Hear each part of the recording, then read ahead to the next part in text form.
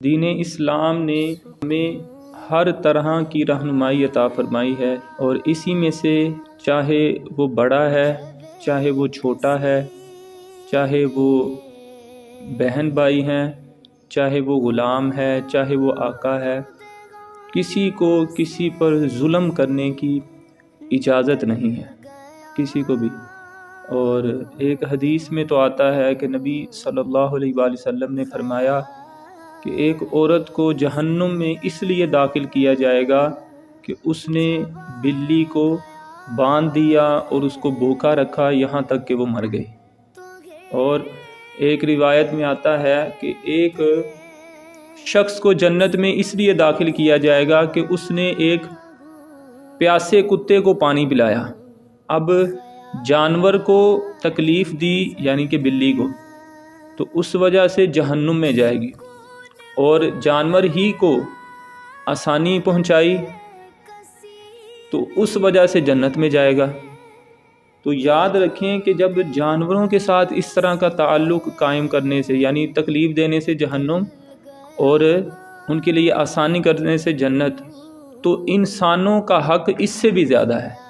تو ہمیں اپنے بہن بھائیوں کے اعتبار سے، والدین کے اعتبار سے، رشتہ داروں کے اعتبار سے، ہمسایوں کے اعتبار سے، دوستوں کے اعتبار سے، اپنے بڑوں کے اعتبار سے، ہر ایک اعتبار سے اس چیز کا خیال رکھنا ہے کہ ہماری وجہ سے کسی کو تکلیف نہ پہنچے۔ ہمارا اسلام جو ہے اس چیز کی اجازت نہیں دیتا۔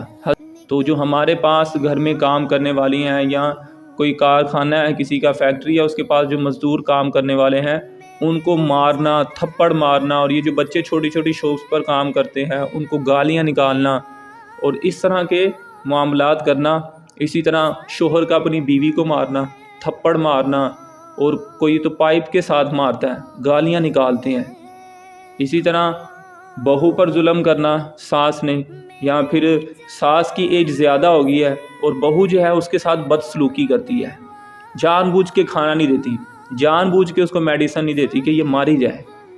تو ایک بلی کو اس عورت نے مار دیا تو اس کے ساتھ یہ سلوک ہوگا، تو سوچیں جو انسانوں کے ساتھ ایسا کرے گا۔ جس بھی رشتے میں ہیں، آپ نے کسی بھی انسان کو، مسلمان کو تکلیف نہیں پہنچانی۔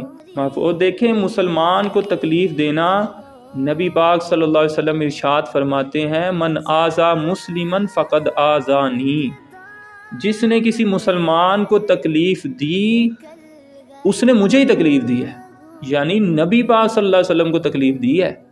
اور نبی پاک صلی اللہ علیہ وسلم اللہ تعالیٰ کے محبوب ہیں، اور سارے پرندے، جانور، مچھلیاں آپ صلی اللہ علیہ وسلم کی زبان سمجھتی ہیں، سنتی ہیں، درود بھیجتی ہیں اور آپ سے محبت کرتی ہیں۔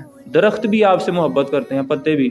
اور ہم کیا کر رہے ہیں؟ فرمایا کہ ایسا ہے تکلیف دی کسی مسلمان کو تو اس نے مجھے ہی تکلیف دی ہے، اور فرمایا ومن آذانی فقد آذ اللہ، جس نے مجھے تکلیف دی ہے اس نے اللہ کو تکلیف دی۔ یعنی مسلمان کو تکلیف دینا ڈائریکٹ، آپ انڈائریکٹ، یہ آپ کس کو تکلیف دے رہے ہیں؟